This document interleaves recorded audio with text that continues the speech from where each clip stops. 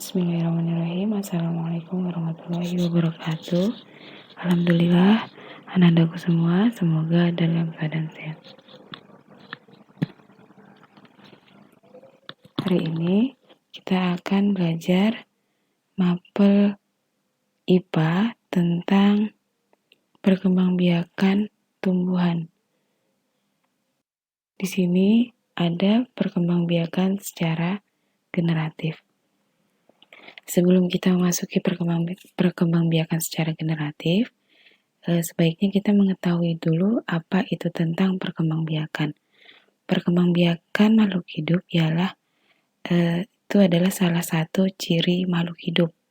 Berkembang biak artinya menghasilkan keturunan.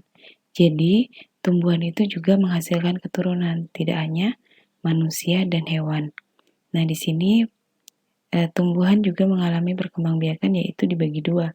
Yang pertama, perkembangbiakan secara generatif, dan yang kedua, perkembangbiakan secara vegetatif. Nah, yang pertama perkembangbiakan secara generatif yaitu perkembangbiakan yang terjadi melalui peleburan sel kelamin jantan dan sel kelamin betina. Nah, di sini perkembangbiakan secara generatif dia memiliki alat yang dimana alat tersebut disebut dengan bunga. Dan di dalam bagian bunga tersebut nanti dibagi lagi yaitu terdapat yang namanya benang sari dan putik. Sedangkan sel kelamin jantan itu terdapat di benang sari, sedangkan sel kelamin betina terdapat pada putik. Adapun contoh dari perkembangbiakan generatif sendiri yaitu pada durian, jeruk, mangga, rambutan, dan apel. Kemudian di sini ada yang namanya penyerbukan.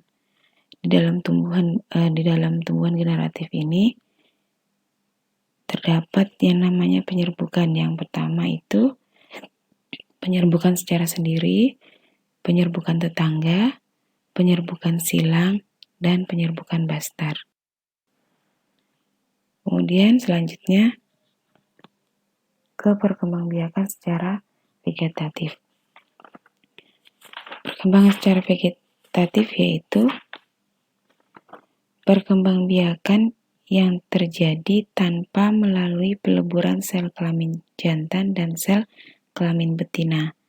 Jadi perbedaannya antara perkembangbiakan secara generatif dan vegetatif yaitu yang generatif tadi melalui peleburan sel kelamin jantan dan sel kelamin betina, tapi kalau perkembangbiakan secara vegetatif tanpa melalui sel peleburan kelamin jantan dan sel kelamin betina. Kemudian perkembangbiakan secara vegetatif ini dibagi lagi menjadi dua, yaitu perkembangbiakan secara alami. Kita lihat prosesnya. Tunas contoh tumbuhannya yaitu pisang dan tumbuhan biji, umbi lapis, bawang merah, bawang putih, dan bawang bombay, umbi batang, kentang, dan ubi jalar, umbi akar, wortel, lobak, dan singkong, geragi, rumput teki, dan stroberi, akar tunggal, kunyit, jahe, dan lengkuas. Kemudian yang terakhir, contoh dari perkembangbiakan secara alami yaitu spora.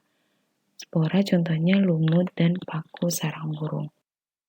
Kemudian yang terakhir, perkembangbiakan secara buatan, prosesnya cangkok, yaitu contohnya pada rambutan, mangga, dan jambu air. Stek batang, singkong, dan bunga sepatu, stek daun, begonia, dan cecer bebek, merunduk, stroberi, dan bougainville, dan terakhir, tempel dan menyambung. Oke, terima kasih.